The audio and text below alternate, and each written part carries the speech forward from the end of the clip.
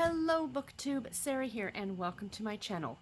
Today I am coming to you with my weekly reads for April the 27th through May the 3rd of 2019.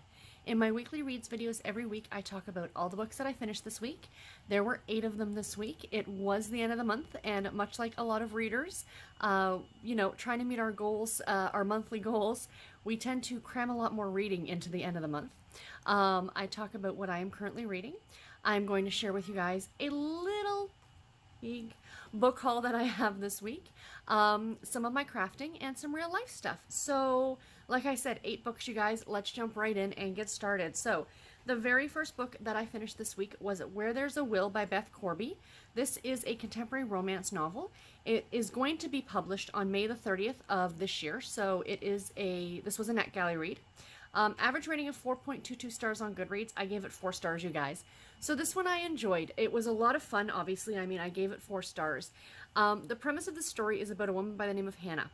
And she is she doesn't know what she wants to do. She's gone to school to kind of be a teacher. And the very beginning of the book, she's in this interview. And I mean, she just bombs it so badly. And, she's kind of upset. And even the interviewer, the guy who works for this placement, I guess maybe it was for like a substitute teacher kind of an idea, he even said to her, "Are you sure that you want to be a teacher?" And so she doesn't really know what she wants to do. She's got student loan debt. And no, I don't think she has student loan debt. But she's got debt and things like that. So then she ends up going with her family, her parents and her older sister, who of course has done extremely well for herself. She is a real estate agent and she's making lots of money, and she's like the favorite child kind of an idea. And they go with the parents, to see this long lost relative. And this long lost relative has an inheritance for them, and it's in the will. And then the story goes from there, and it's Hannah trying to track down clues essentially to get this fortune. And yeah, it is a lot of fun. This book was hysterically funny. Great British humor in this novel. If you are into that kind of thing, I absolutely recommend it. It wasn't a terribly long read. It was highly enjoyable. I really, really liked Hannah. I mean, I really felt for her and understood where she was coming from. I've mentioned this before, I am much older than Hannah is in this book, and I still don't know what I want to be when I grow up. But, of course, there's a relationship between her and Alec, who is this relative's, I want to say, I don't know whether he's the solicitor, but, he's like the personal assistant, so he's kind of helping her out. And, the rest of the family just seems very, they want the money for them kind of an idea. So, yeah, a lot of fun. I highly recommend it. I think I saw on NetGalley that this book is only going to retail for like $2.99. So an absolutely worthwhile read for the price point that it's at, and really, really enjoyable too. The next book that I finished was The Road Unknown by Barbara Cameron. This is a Amish contemporary romance novel. Book number 1 in the Amish Roads series. It was narrated on audio by Colleen Marlowe. Published originally in 2014. Average rating of 4.31 stars on Goodreads. I gave it 3 stars. This one was good, but it was nothing that was spectacular. 3 stars from me is an absolutely perfectly average rating. It wasn't either a spectacular book, and it wasn't a horrible book. I read this book for Amish in April. That was hosted by me and Elizabeth over at Lizzie Faye Loves Books. And I mean, it was fun for what it was. It was about a woman by the name of Elizabeth, who has decided that she's kind of had enough of raising her siblings. She is Amish, and she comes from Pennsylvania. Is it Pennsylvania? I think it's Pennsylvania. And she, her parents had a lot of children, and she was the oldest, so she was almost tasked with looking after them all the time. And she was kind of sick of being treated, not so much as a family member, but more, I don't want to say servant, but, it was always expected that this is what she would do until she went and got married and had her own family. But she kind of wants to make, her own life and do her own thing. So she ends up heading towards this other community that isn't, it's called, maybe she's from Ohio and she goes to Pennsylvania. A town called Paradise, Pennsylvania, I think. And she, on the bus there, she meets up with a guy by the name of Saul. So, of course, the two of them strike up a friendship, and she ends up going to work for his family business, which is an Amish store where they sell like Amish handcrafts to locals who come into town.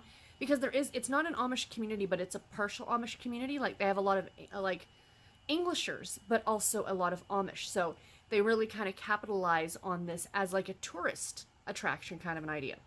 So the whole book is about the relationship between her and Saul and how she's kind of getting on, you know, living in a more modern world where they have electricity and they have television and things like that. But she's still sticking to her Amish beliefs, and, you know, she's still dressing as an Amish girl, and that's what she is. She's not becoming an Englisher, which I really did appreciate in the book. But, you know, it's still, she's kind of living, you know, straddling the line of both worlds, essentially. And, you know, there was some quite funny scenes, one where she actually, you know, has to fill the dishwasher and she realizes she's out of dish detergent, so she uses dishwashing liquid, like that you would put in your sink. So any of you who know that that's not a good idea, you know, and learning how to use like the microwave and stuff like that. And I always do love those kind of fish out of water type stories. And then there's also parts where you really do feel sorry for her because she gets a letter from, I think it was a neighbor back in her hometown, telling her that she was selfish for leaving and for leaving her mother in such a bind and things like that. And I, you know, you kind of really feel for her and stuff like that.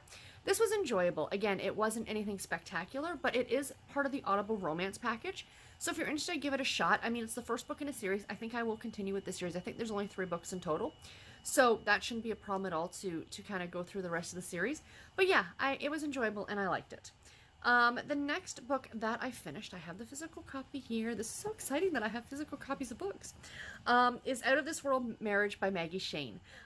This is a paranormal romance story. That's what I classified it as. I think it would probably be classified as like contemporary, but I'm saying a paranormal. Harlequin romantic suspense novel number 633. Now, it was actually originally Silhouette Intimate Moments, but it's now known as Harlequin romantic suspense. Published originally in 1995, this was part of my 40 Years of Harlequin project. 3.89 stars, average rating on Goodreads. I gave this one 4 stars. Again, this was an average read. This was far from one of Maggie Shayne's best writing, but it was fun. Again, this was another kind of fish out of water story, if you will. So the premise of this story, and the reason why I labeled it as a paranormal, is because our main character, Janella, here, is an alien. And she, when she was a young girl, she met up with a young Thomas, who is our male lead. And, you know, her spaceship kind of crash landed in his parents' backyard in, you know, I think it's Iowa or Kansas or something like that. And, you know, they kind of befriend each other very briefly as children. And then she goes, and like they've only met for maybe 5 minutes, so they didn't spend a lot of time together. Now, you know, however many years have passed, he's now a successful doctor. He's in his late 20s, maybe even early 30s. And her spaceship crashes again. There's a lot of strife on her home planet that women are expected to do certain things and be certain things. Even though I haven't read it, but I've heard enough about it, it sounded in a way not quite as dystopian as A Handmaid's Tale. But, you know, like that kind of thing, like women are expected to do this, this, and this, and you're not supposed to stray from the norm kind of an idea. Actually, one of the most intriguing things I found about this book was the description of her home planet. Very much like Earth. I mean, it's Earth, essentially, just in another dimension or area or whatever you want to call it, another part of space. But I found that part of it to be very, very interesting.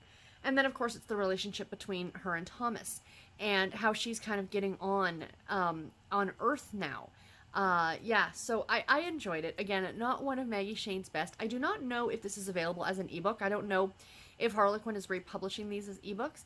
If it is and you can get it for a decent price, grab it. Or if you happen upon this one at your local bookstore, or, you know, your local used bookstore, definitely go ahead and pick it up. I mean, it was enjoyable enough. If you like kind of the whole paranormal alien romance thing, you might really enjoy this one. So the next one that I finished, let me just put that down there, was, another physical book. Wait, now I'm confused. Did I not talk about this one last week? Hold on, guys. I will be right back. Sorry, guys. I need to learn to trust myself in what I write down. you know you read too many books in a week when you can't remember what week you read a book in. I got confused because this book, Home by Dark by Marta Perry, I started this at the hospital last Wednesday, so on the 24th. And for some reason in my mind, I thought I finished it that day, but no, I started it that day. So, sorry, I was just a little bit confused, but what I do, because, so I don't end up scrambling to like, and I don't miss anything with my, because I do keep a tally of what books I read every week, and I put all the information down when I finish a book. So every time I finish a book, I go onto this little sheet for this week's weekly reads, and I write down the book and all the information, so I don't forget to talk about it. But again, I was a little confused by this one, so sorry. So, Home by Dark by Marta Perry. An Amish romantic suspense. This is book number 1 in the Watchers in the Dark series. Published originally in 2012. Average rating of 4.04 stars on Goodreads. I gave this one 4 stars. Another one that I read for Amish in April. This one was really good. And I have to say, this has to be one of my favorite covers of the year so far of books that I've read. I am kind of planning, I know it's like 7 months away, but I am kind of planning on doing like a whole big end of year kind of best of list.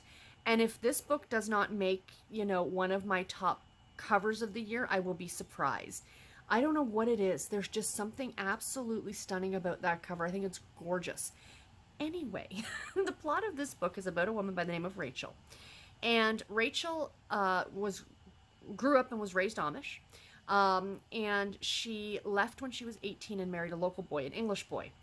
And they kind of left town, and she ended up having a daughter. And then he died. And then his mother passed away, so her mother-in-law. And the mother-in-law, left the house to her daughter, to Rachel's daughter. And so they've moved back, and it's this huge house that she doesn't know how the two of them are gonna, like, live in it. She decides to turn it into a bed and breakfast. So while that's all kind of going on, the romantic suspense part of it is that these local boys are going missing, and they're Amish. And at the very beginning of the book, in the prologue, it's her younger brother Benji and his 2 friends. They are trespassing on private property, and someone runs them off with a shotgun. And now 2 of these boys have gone missing, and they're trying to find out what happened to them. So she is enlisted in a way. He's kind of nosied his way into what's happening. His name is Colin, and they knew each other when they were children, and he was actually her husband's best friend. And so a relationship kind of blooms between the 2 of them. Now, this is an Amish story, even though she no longer practices Amish. Her whole family is Amish, and you know, takes place in an Amish community. The adult content in this book is none. You know, maybe I think a few kisses or something like that, but really that's about it. So this is a completely clean book. And yeah, this one was highly, highly enjoyable.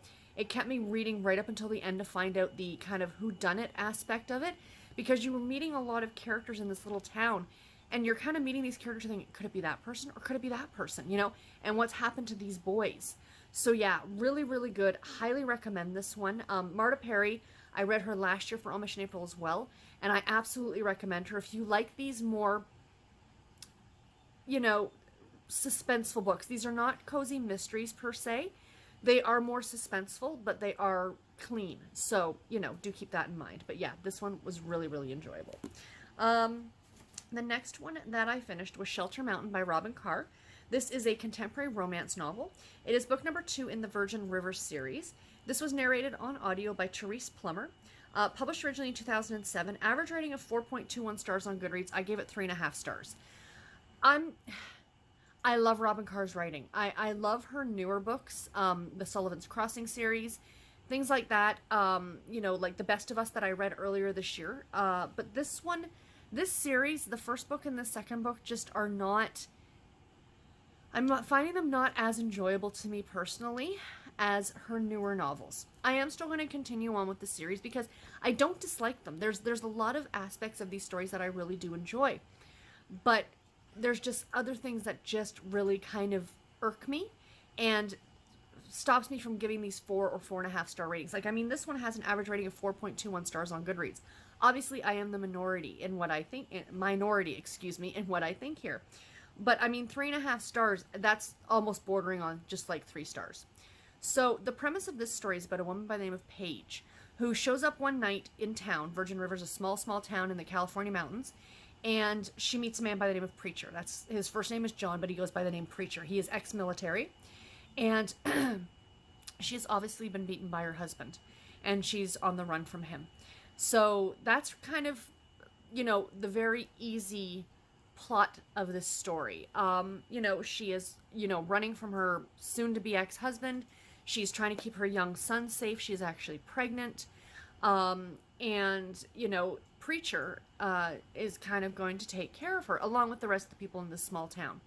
Now, one of the things that kind of got me in this one, and I know I had some issues with the last one, and I think I mentioned that before, every novel there seems to be something that is just kind of a sticking point to me. But in this one, it was the whole fact that these guys, the guys in town, the gentleman from the first book and Preacher, when her ex-husband shows up in town, they beat the living snot out of him. Now, to be fair, he beat her first, so I totally get it. But throughout the book, they talk about fighting people and how tough they are and how anybody would dare come into our town and mess with our women. It's a line from the book. At least a few dozen times it was said. And how we're going to kick some butt and stuff like that. But yet, I just don't think it's a healthy attitude. It just kind of really bothered me. Now, what I really like about this series, and the reason I'm keep reading it, is I really feel now, I started with book 11 last year. I read it for whatever reason. I ended up reading it out of order. But now I'm reading them in order, and I'm super glad I am. And if you haven't read the Virgin River series, I really kind of do recommend that you do read them in order, because what I love is that the stories continue from one book to the next. So you'll get your main plot of this story, for example, the Page and Preacher story. But along with that, you're also following up on the story from the first book, like the A plot from the first book, along with another C plot that was, not as important, but has wove its way through that book and now is coming into this book. So I really, really enjoy that aspect, and that you're getting to really see these characters again. And it's not just as a passing glance, like, oh, they showed up in the bar, or they're at the local restaurant, or hey, we went to a party at so-and-so's house, kind of an idea. No, you are really kind of delving into these stories. And these stories are always more than just the main A-plot story. So that part of it is highly enjoyable, and I really, really do like it. But personally, so far, I mean, I'm only 2 books in. Now, I think it was book 11 that I read late last year. I actually really enjoyed that one. So, maybe they're going to get better as they go. But so far, not my absolute favorites, but they are enjoyable enough. The next book that I finished was Marianne and the Great Romance by Ann M. Martin. This is a middle grade fiction novel. It is book number 30 in the Babysitters Club series. Published originally in 1990. I think this was the first book published in 1990 of the BSC. Average rating of 3.62 stars on Goodreads. I gave it 3.5 stars. The quick plot of this one is that Marianne's dad and Dawn's mom are getting married. This was a cute story. I enjoyed it. This was one of my favorites from the series. This is one of the ones that is a major turning point in the series, where Marianne and Dawn now become stepsisters. And yeah, I really enjoyed it. I thought this one was a lot of fun. It did seem really, really quick, because like you get the engagement and then you get the marriage, like all like in one book. And they said that they've both been married before. They didn't need a huge wedding, but yet they ended up having a very small, simple wedding at their local church, which I think is great. And they had, a number of people there, and then they went out for this rather fancy luncheon at this French restaurant. And they invited all the members of the Babysitters Club, like the parents invited all the members of the Babysitters Club. I'm like, plus, Dawn's brother Jeff came from California for the wedding, of course, and he had 3 guests. He brought the Pike triplets, Adam, Byron, and Jordan. And so now you've got this, okay, let's take out Marianne and Dawn. So you've got the 5 members of the Babysitters Club, plus the 3 brothers, that's 5, 6, 7, 8. So now you are paying for 8 extra kids, essentially they're kids, like they're 13 and under, to have lunch at this very fancy French restaurant. It seems kind of silly to me. Again, as an adult, I would be saying no to that. Like, the 2 girls are like, oh, we're going to invite all the members of the Babysitters Club, and they're kind of like, yeah, sure, and I'm thinking, no, that's a lot of people. Maybe have a little party afterward, but, who's to say. This is, I think, also the only book that ends in a cliffhanger, if you will. There is a to be continued at the end of this book, and it jumps right into book number 31. So, you know, literally from one scene to the other. So that was kind of fun too. But yeah, I enjoyed this one a great deal. Again, a great turning point in the series for me. The other thing that got me in this one is that when Richard, Marianne's dad, is going to surprise Dawn's mom, you know, with the whole engagement ring kind of an idea, they decide to do it the day before her birthday. And Marianne says to Dawn, well, how old's your mom going to be? And she goes, 43. I'm 3 years younger than Dawn's mother. I knew at some point I would hit this, where I am probably older than some of the parents in these books. So yeah, that humbles you just a little bit as you're rereading these ones. But yeah, but outside of that, totally adorable, really, really fun. The next book that I finished was A Bride for the Mountain Man by Tracy Madison. It is the second book in this bind-up anthology that I am actually physically reading. I have to admit it was a little bit difficult to read. Not because the book was difficult, but like I try not to break the spine, and it can be difficult. I might just have to, you know, give up the ghost and do it, because I don't want to be sitting like this trying to read a book, you know what I mean? But yeah, the bind-up some of these bind-ups can get a little chunky, and it does make for a difficult reading experience in a way. So, like I said, A Bride for the Mountain Man by Tracy Madison. This is a contemporary romance novel. It is book number 7 in the Colorado Fortune series. I will put up the original cover. This was a special edition novel, a Harlequin special edition number 2571. That's the original cover up there. Sorry, guys. Published originally in 2017. Average rating of 3.95 stars on Goodreads. I gave it 4 stars. I really enjoyed this one. I thought it was super, super cute. Our main character's name is Meredith, and she has kind of grown up living under her family's watchful eye. You know, they've always taken care of her and things like that, and then at the very beginning of the book, she kind of starts to find out some things about her job involving her parents, and how she may not have gotten the job solely on her own merit, essentially. And so she ends up quitting, and she decides she's going to go spend some time with her friend Rachel, who lives in Colorado. So she's going from San Francisco to Colorado. So she lands in Colorado, and she's driving to her friend's place, and it's in November, and this freak snowstorm hits. And she ends up, like, crashing her car. Not horribly bad. I mean, she's not injured, but the car definitely is. And the storm is just, it's like a killer snowstorm, essentially. And Liam is our male lead. He lives a very sheltered life. He does not want to deal with people. He doesn't like people. He just wants to keep to himself, and he wants to spend time with his dogs, and he's a photographer and things like that. He's got a sister and a niece, and he spends some time with them, but, you know, that's pretty much the extent of his socializing. So during this storm, the dogs take off and he can't find them. Well, the dogs end up finding Meredith, and they lead her back to the house, where she ends up collapsing and kind of falling asleep on his couch. He's out looking for the dogs. He comes back and finds her laying on the couch, and she is very, very ill, like after being out in the storm and almost freezing to death.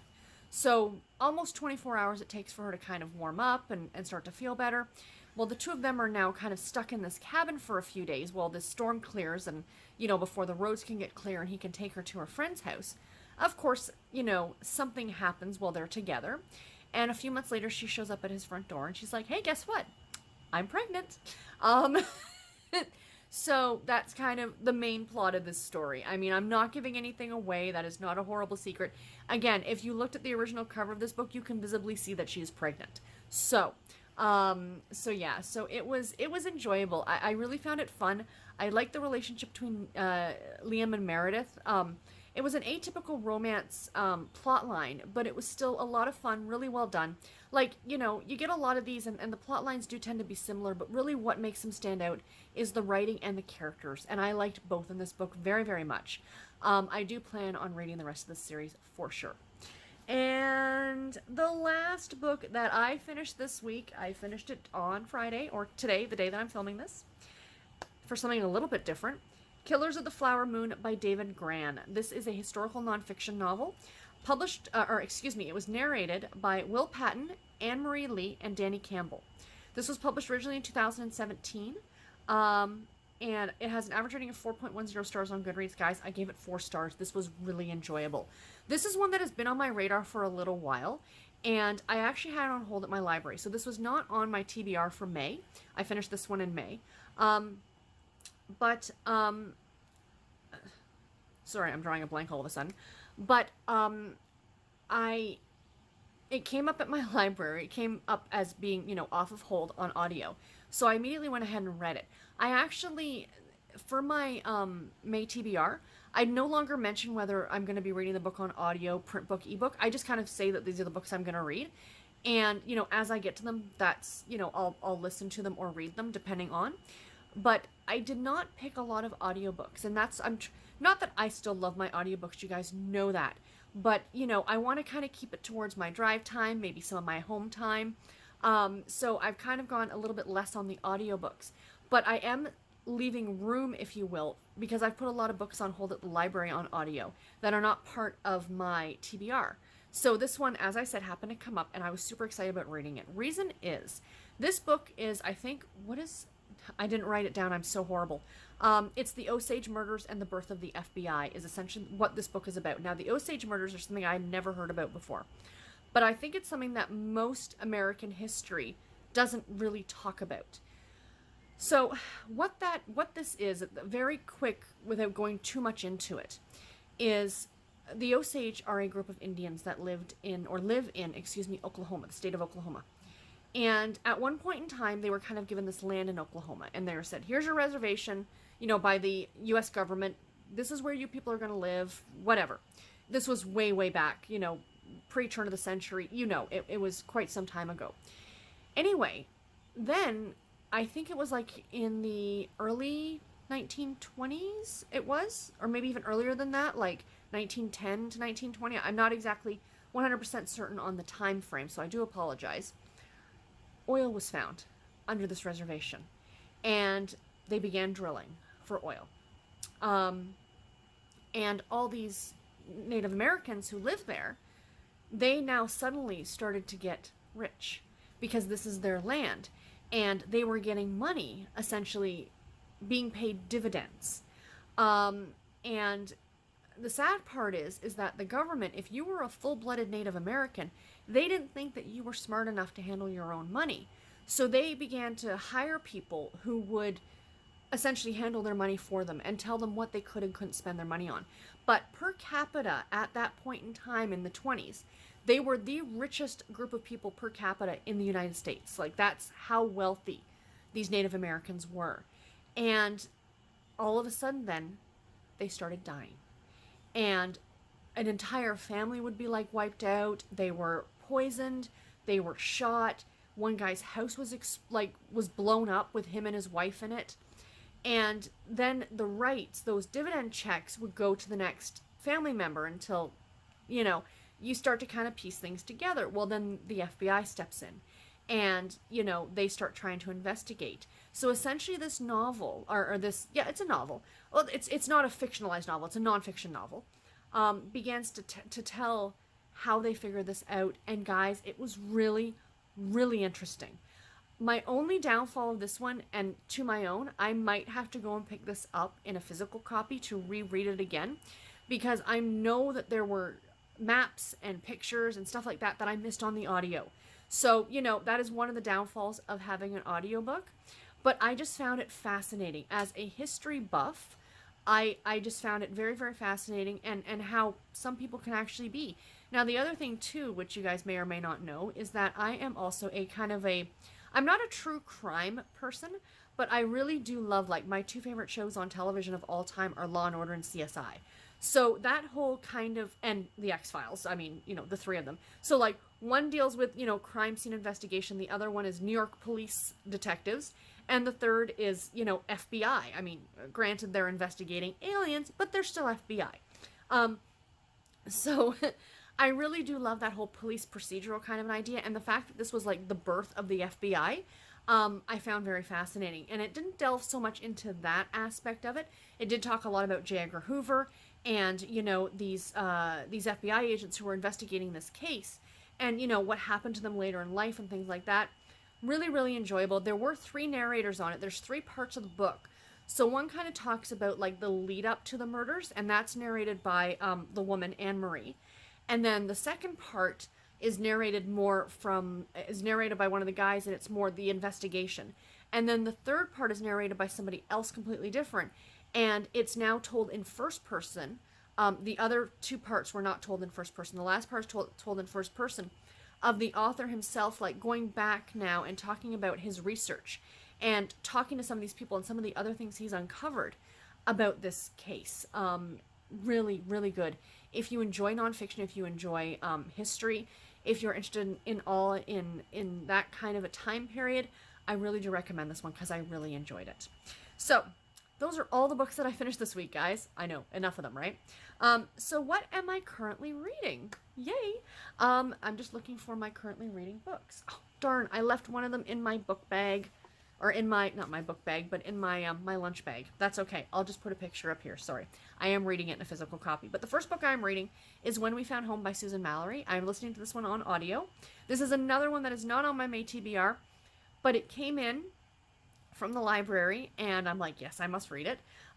So I'm about 3 hours into this one so far. I think it's about an 11-hour audiobook, and I am really enjoying it. So classic Susan Mallory.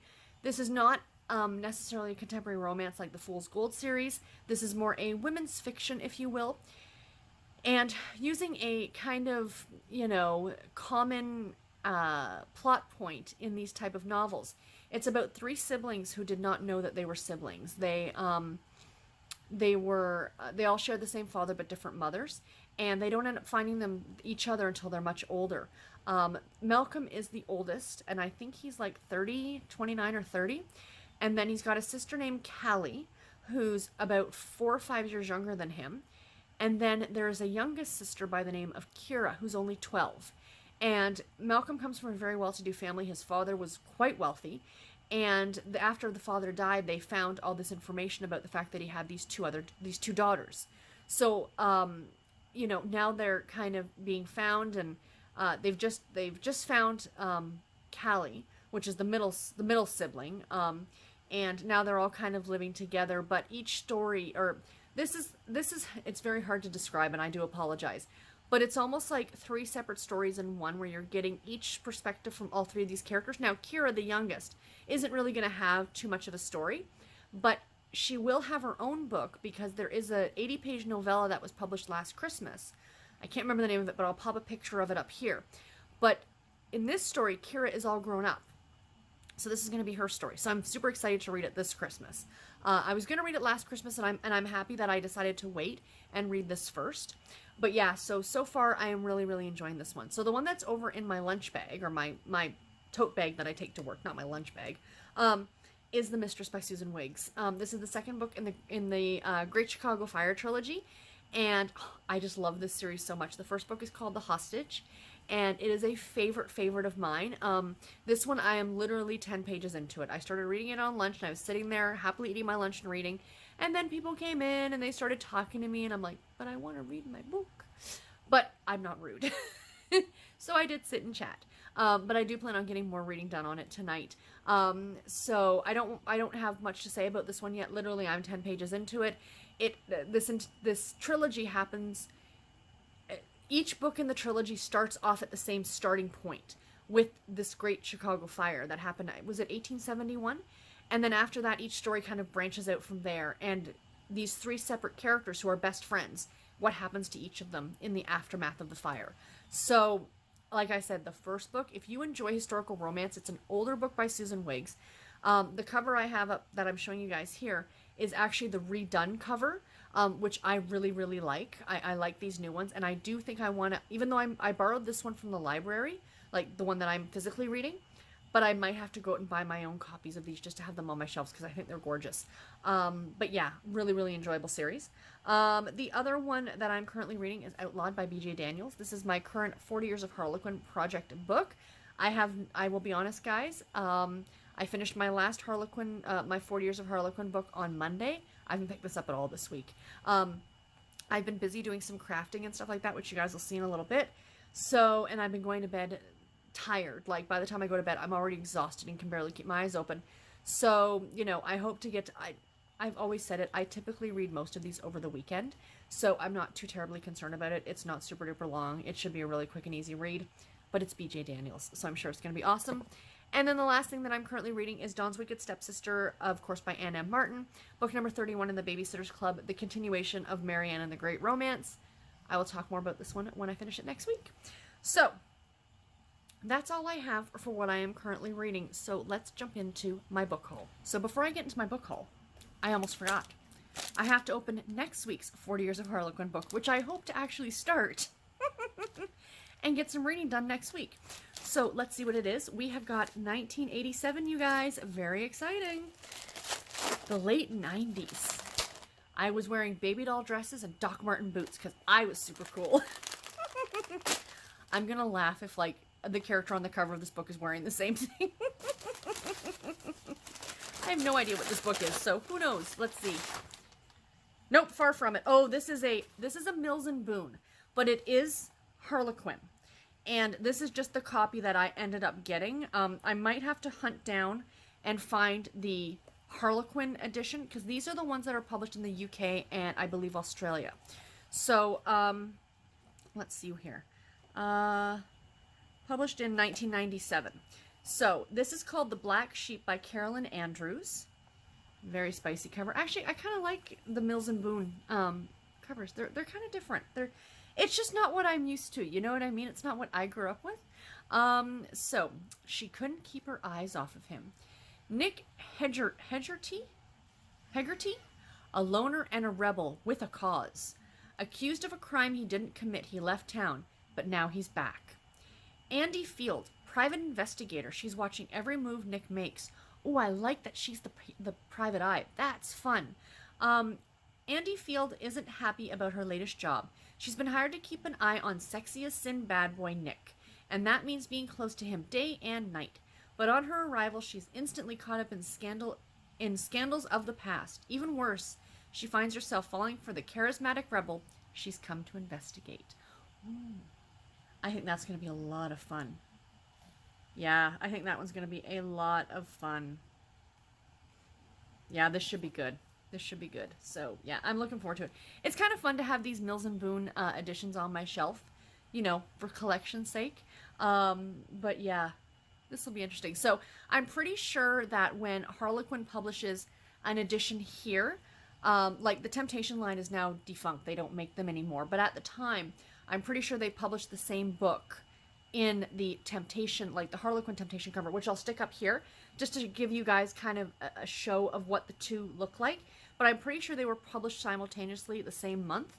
They just had slightly different cover designs. So like the image I think is the same. I don't know, I haven't seen the Temptation cover, the Harlequin cover, but yeah, these are the same thing. So, you know, oftentimes if I mention category romance or Harlequins, for my friends in the UK and Australia, this is what I'm talking about. So, the Mills and Boon. So anyway, let's get into the book haul now, you guys. I bought a few books this week. Now, to be fair, I did hit a library sale. So, you know, although only half the books actually came from the library sale. So, I mentioned last week that I had a friend visiting last weekend, and we had a lot of fun. I will talk more about, like, her visit when I get to the life stuff at the end. But we did end up making our way to the Toronto Reference Library, and we went to Bookends, and I had never been, and I was super excited. It was not very big, guys. It's tiny. It's like a closet with windows. Any of you who have been down there might know what I'm talking about. Now, I know there's a bigger one in North York, I think, like a little bit north of the city, but it said they're closed for renovations, and I don't know how long they're closed, but I've heard it's a bigger one. But I'm going to keep my eye on the Toronto Public Library website. And hoping maybe over the summer they'll do like a big book sale somewhere, because I know they've done it before. I would love to go to that. But anyway, I did buy a few things, guys, and I spent $3. I got this for $3. Like, hello.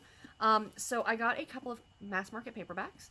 I got Eloisa James's Midnight Pleasures, a series or a book I have not heard of by her, but it looks rather, and it's a mass market, but it's like a floppy mass market. I was rather intrigued with the cover, or like with the whole floppiness of it.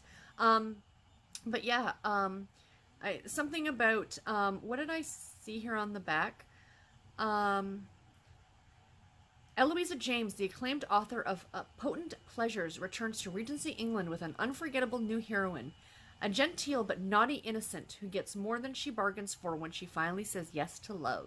So, I mean, I love Eloisa James's writing. It's super fantastic, so this one is going to be a lot of fun. The next one, I got another Eloisa James. Was Four Nights with the Duke. Look at that one. And, guys, let's check the step back. Spicy, spicy. So, yeah, so this one should be really, really good.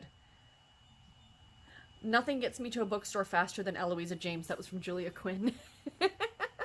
But, yeah, this one looks really enjoyable, too.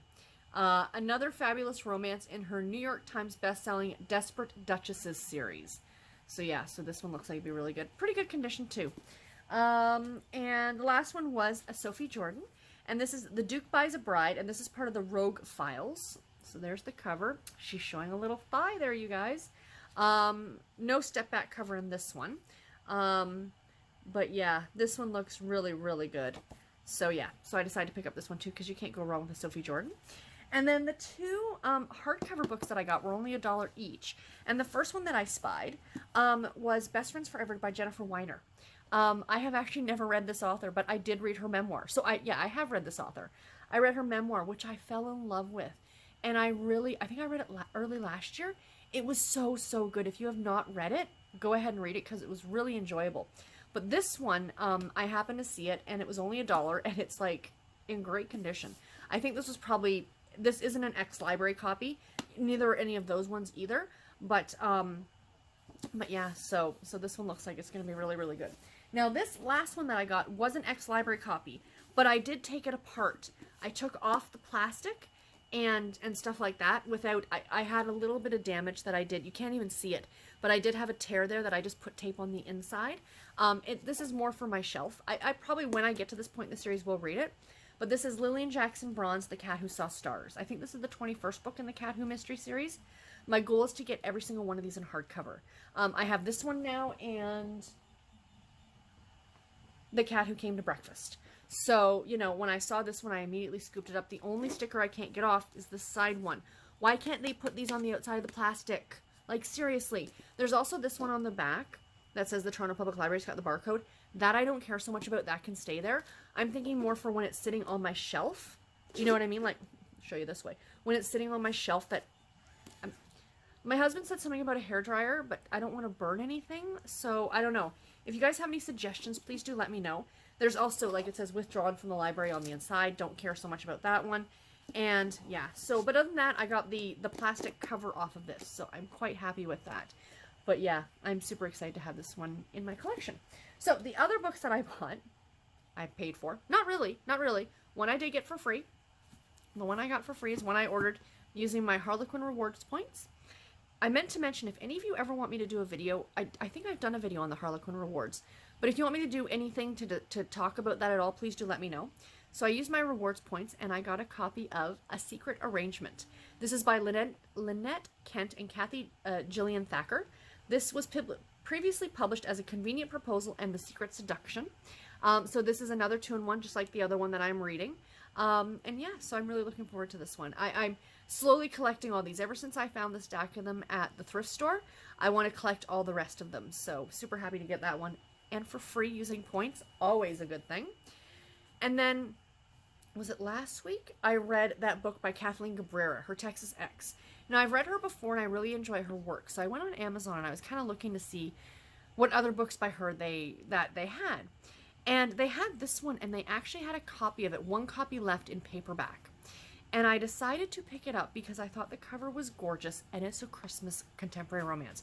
You guys know, I'm a huge fan of Christmas books. And this is Christmas at the Candied Apple Cafe by Kathleen Cabrera. So I decided to treat myself, and I bought it because I just thought it was so pretty. And it's like, got like a neat texture to the cover. I just thought it was so pretty. And I just thought, why not? And it's a really short little book. So this will be probably, you know, end up being a Christmas read this year. But it takes place in New York City at Christmas time. How can you not love that cover? It just makes me happy. Yeah, this one's going to be a lot of fun. Then we went grocery shopping at Walmart, and they had it for 40% off. And all my books just fell over, and I had to say yes. The View from Alameda Island by Robyn Carr, the new Robyn Carr. This is a standalone. Again, 40% off, you know. I I appreciate the idea of pre-ordering books and, to support the author and things like that. But I'm sorry, if I can save 40% off on a book, I absolutely will, and I just love it. And it was so funny this week. One of my coworkers at lunch, she was reading what's the new one by Sarah Morgan? One Summer in Paris. And she was complaining. She's like, "Oh, I just hate these pages, these weirdly cut pages." I'm like, I love the deckled edges and the French flaps. It's just so pretty. You know what? In my opinion, I love, don't get me wrong, hardcovers are gorgeous. I like a good hardcover. I think every book, do away completely with hardcovers and just print trade paperbacks, because I think that they are spectacular and they're like my favorite thing. And they are just as nice and at a much nicer price point for people. So, yeah, so I was super, super happy to get, like, isn't that gorgeous? Obviously takes place somewhere around San Francisco due to the Golden Gate Bridge over there. But yeah, this one is going to be really, really good. It's about two divorced people. So, should be a lot of fun. And then the last book that I picked up, I blame Sarah McLean. Directly, I blame Sarah McLean on Instagram. She posted this book, and I'm like, she has a new book out. And this is actually an older book that was published. When was this published originally? Quite some time ago, I think. I think she said something like 10 years ago. Scholastic republished it with a new cover because it's a YA novel. And she was giving away 2 signed copies. This is not a signed copy, unfortunately. I didn't win a signed copy. But I immediately went on Amazon and I'm like, I must have that book. I love Sarah McLean. And I thought, how fun that she wrote a YA novel. So I went on Amazon and they don't have it. Not in a print copy. You can buy a Kindle edition, no problem. But not a print copy. And I wanted a print copy because, there are a few authors that slowly, as I'm building up my print library collection, certain authors I want their work in print format. Sarah McLean is one of them.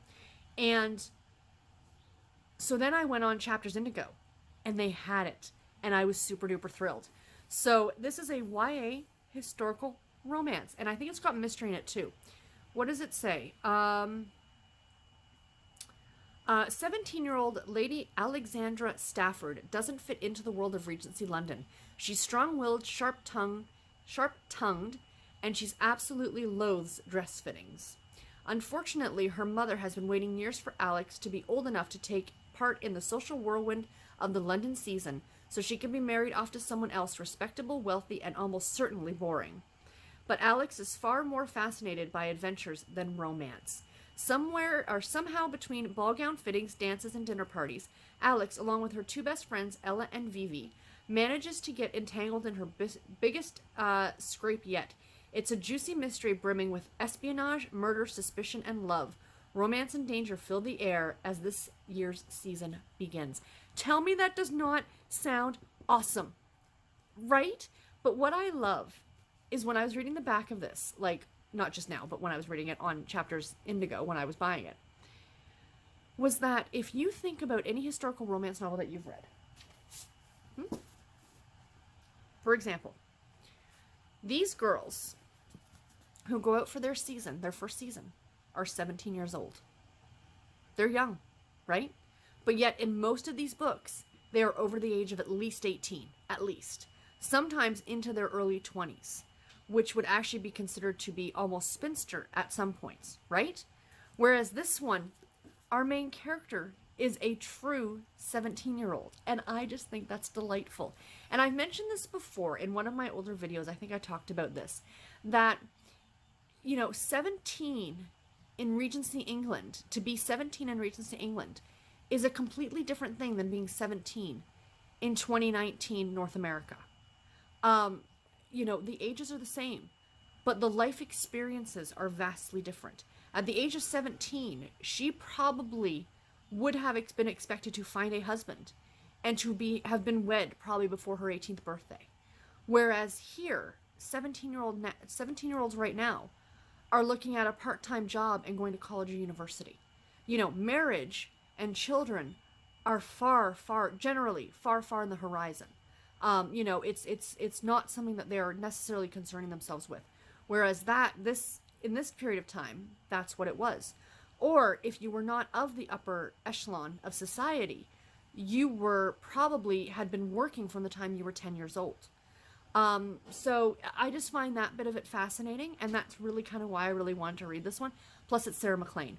I mean, she writes, I was mentioning this to my husband, the reason why I picked this one up, is that she writes some very, very spicy adult historical romance novels.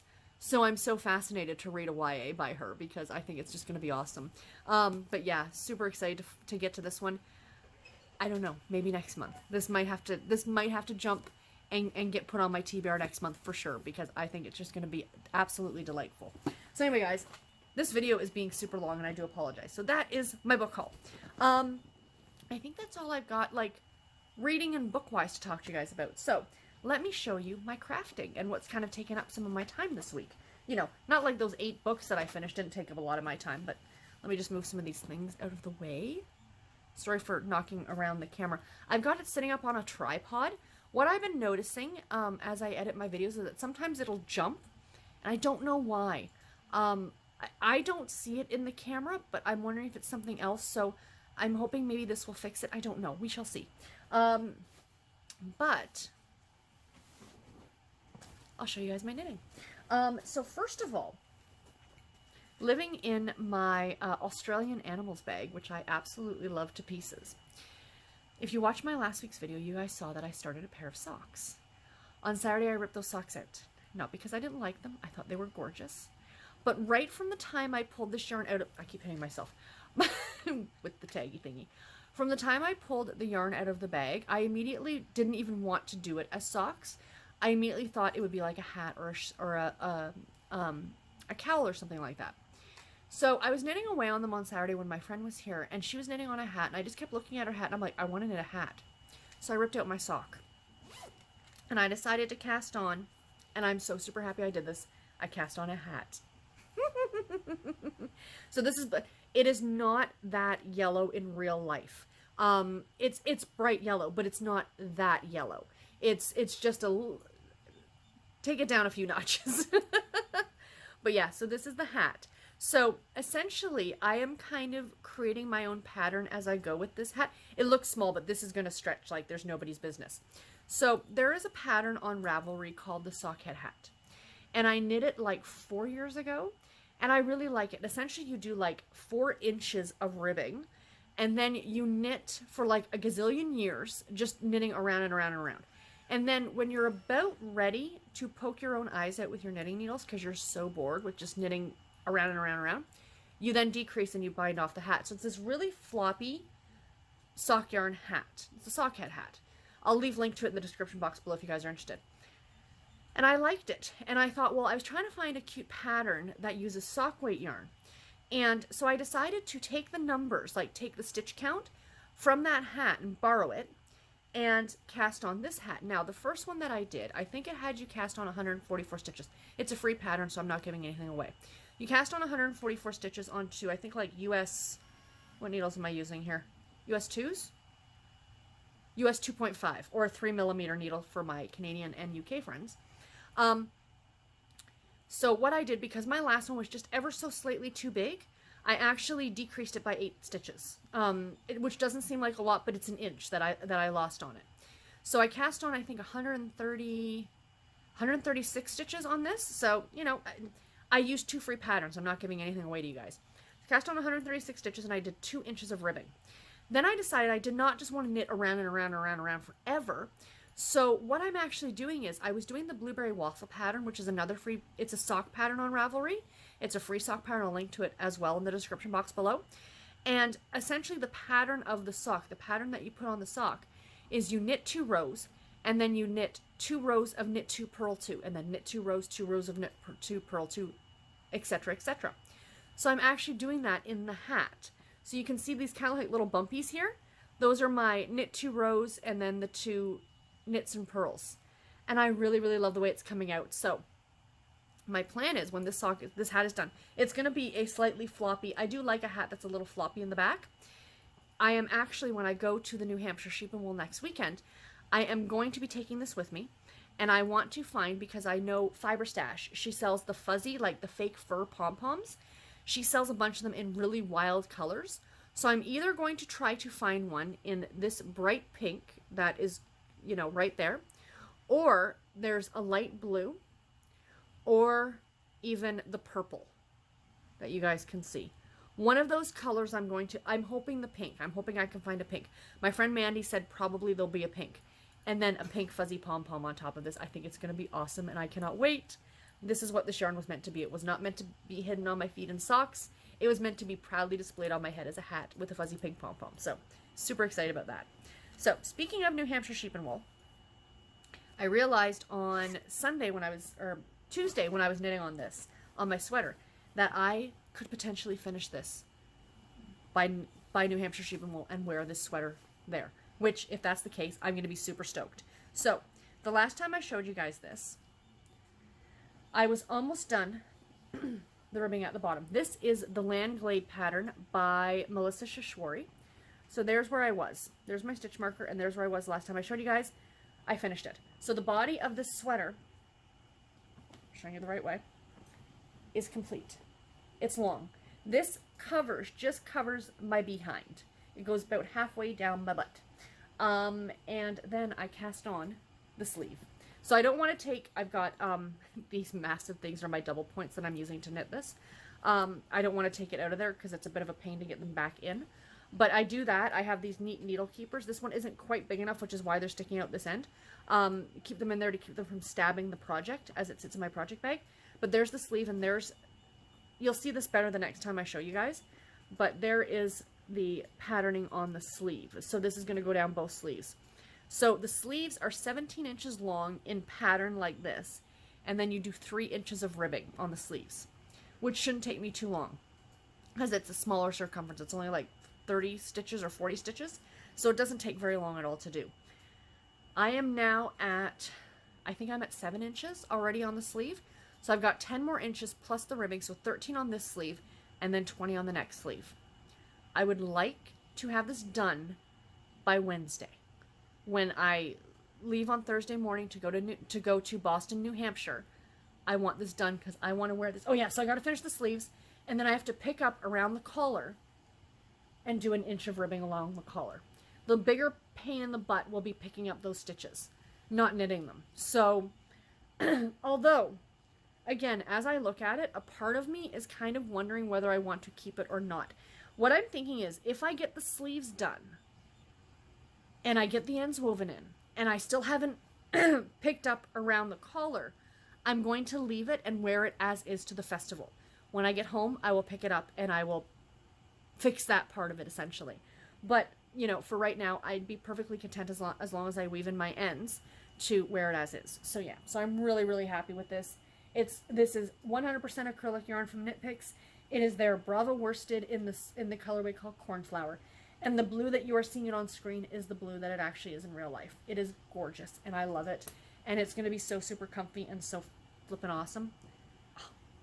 I amaze myself. I'm sorry. I'm only teasing. But you know, like, when you can craft something and be super proud of it, you should be proud of yourself for certain things. You know what I mean? You shouldn't necessarily have to be all bashful. Gee, thank you. You know, yeah, I like it too. No, be proud of your accomplishments. If you cooked an amazing dinner, or you painted your entire house, or you fixed your own car, or you gave birth to children, be proud of that fact.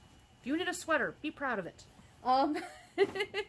And the last thing, really, really quickly, my cross stitch, which I got stuff falling out of the bag. I've been showing you this to you guys in a couple weeks, but this is my in bulk cross stitch. This is from the Witchy Stitcher, and it is not on an angle. It's the way it's in the frame.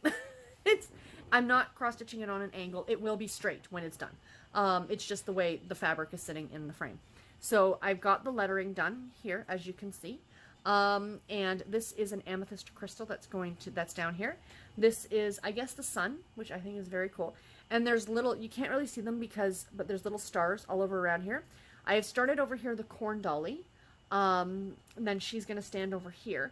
I do need to pick up one color for this, so I might have to go over to Michael's tomorrow to see. There's a green that I'm missing for this. But my main goal for this weekend, excuse me, I've got the hiccups, is to work on that sweater as much as I can. When the sweater is done, then I will pick this back up. So this might come with me while I'm away. Oh my gosh, I've got the hiccups. And I will work on this then. But for now, this is kind of being just put to the side I want to get that sweater done in time for the festival. So yeah, again, by the Witchy Stitcher, I will leave a link to that in the description box below if you're interested. So that's it. That's it for all my crafting and stuff. Excuse me while I reach over here. Chocolate milk from dinner. Because I'm 5. I love chocolate milk. I don't drink white milk. I like chocolate milk. So, quickly, last weekend. My friend came up on Friday night. She arrived a little bit later than anticipated. She got stuck in the rain coming through upper New York State. She drove here from New Hampshire. And on Saturday morning, we got up and we actually decided to go to Book Outlet. The Book Outlet is in St. Catharines, which is about an hour and a half from me. And we made really good time. We got there and we noticed that the lit up sign outside of the door wasn't on. And Jessica says to me, she's like, are they closed? I said, no. I said, like, I clearly checked what time they opened before we left. I'm not driving an hour and a half to not, you know what I mean? So the door was open, so we went in, and we walked in, and we noticed it looked kind of dark, but like half dark. It's kind of weird to explain. So the lady says to us that half their power was out, and they actually did not have any tills to cash people out. So Jess and I were kind of like, oh, well, lovely. And then she says, well, what she would do is they would put books aside, and then, you know, you could come pick them up at a later date, you know, kind of do that kind of a thing. And Jess is like, well, she's visiting, so, you know, what was she going to do? And I said, listen, whatever you decide to buy, we can put it aside, and I will be driving down that way this coming weekend. I can pick your stuff up en route. So she's like, great. So we're walking around for about 15 minutes, and then the store manager or the store personnel comes over and says that they were closing the store, that the management stated they needed to close the store because only half the lights were actually on in the building, and they couldn't cash people out, and could have been a safety hazard. So we were really bummed. We drove all that way for nothing, essentially. But now I know where it is. It's relatively easy to find. One day I plan to go back when I have a bit more money. Then we headed up to the Toronto Knitters Frolic, which was the whole reason that she came up here. And we wandered around there for about an hour or so. I didn't buy anything. I restrained myself. I'm very proud of myself. Nothing jumped out at me that said, I have to come home with you. Plus, I'm going to New Hampshire next weekend. So I was saving my money for that festival. So yeah, so that was fun. But it was nice looking at all the things and seeing all the things. Jess bought a couple things, and then after that we went to the Toronto Reference Library, and then we just kind of came back here and relaxed. And then by like 10 o'clock we were all exhausted, so we ended up going to bed. And in the morning, I got up and she was just waking up. She slept out here on the couch. I lent her my couch to sleep on that weekend, and she ended up leaving before 8, I think. Because on a good day, it's almost a 10-hour drive. So yeah, so that wasn't too bad. But yeah, so it was a fun weekend. Oh, a lot of you have been asking about Garrett's job, because I think I recorded last Thursday, so it's been a little bit over a week since I taught you guys last. And no, they didn't want his awesomeness at that place. Or they found somebody who was far less awesome, and they don't realize how, you know, how they screwed up, right? Garrett's nodding his head. That's the truth. Someone who was less awesome than Garrett, they don't know what they're missing. But yeah, no, something bigger and better is going to come up. We're not too concerned about it. I think he was more disappointed because he'd been trying to get into this place for a while. And, you know, so, I mean, who knows? Who knows what will happen in the future? So, I know a lot of you were asking. Thank you so much for asking. But, you know, keep your fingers crossed that a good job comes up for him. You know, because I really do think there's only so many things he can 3D print throughout the day. No, he's shaking his head. He could 3D print all the things. If only you got paid to do it, eh, dear? You know. I get that, Joe. Yeah. Look at how simple this job is. Garrett, start an Etsy store. Hey. What do you guys want 3D printed? Garrett will open an Etsy store. Hey, it's like this. Okay, so I've got 9 hours to do Yeah. to do. Anyway, update on my dad. He is doing really, really well. He got out of the hospital on Saturday. He was not doing so good for the first few days. Of course, your first few days at a hospital, the medication's working its way out of your system, and he's still not eating a lot, but he is eating every day. He's eating a bit more. He was having a hard time kind of keeping down food at first. Sorry if that's TMI to too many of you, but he's doing much better now. I actually haven't seen him since last Wednesday. I went over to my mom's on Sunday after my friend left, and I showed up and Dad was napping. So I said to Mom, do you need to go grocery shopping? So I took her out and we went and got some groceries. And because I didn't know whether Dad could really drive too much or not, and he can. He's got no restrictions. Just as long as he doesn't take like any Tylenol 3s or anything like that, then he can drive a car. And she's like, yeah, okay. And I thought, okay, by the time we get back, Dad will be up. Nope, still sleeping. So I'm hoping to go over tomorrow and actually see him and say hi. So yeah, so that's pretty much it, guys. Sorry, this has been a terribly long video, but I did read 8 books this week. I had a lot to show you guys. And yeah, so videos coming up this week. My April wrap-up will be coming up on Tuesday. And then on Thursday, I have a bit of an announcement video. It is going to talk about the Create Your Own Readathon and the vlog that is coming next weekend.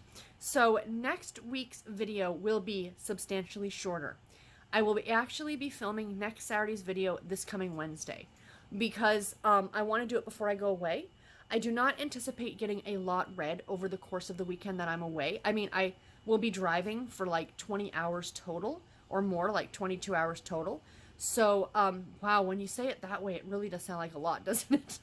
It's like a whole day of driving over the course of 4 days. But anyway, so I do plan on getting some audiobooks to listen to. But as for actual sit-down reading time, I don't know how much of that I'm going to get done. But that's okay. I do plan on vlogging the entire thing, but I will be talking about that more in a video coming up later this week. So anyway, guys, that is all that I have. I do hope you enjoyed this video. Please let me know in the comments below if you read any of the books I've mentioned. What did you think about them? What books have you read this week that you really, really enjoyed? And until my next video, guys, take care and happy reading. Thank you all so very much for watching. Bye, guys.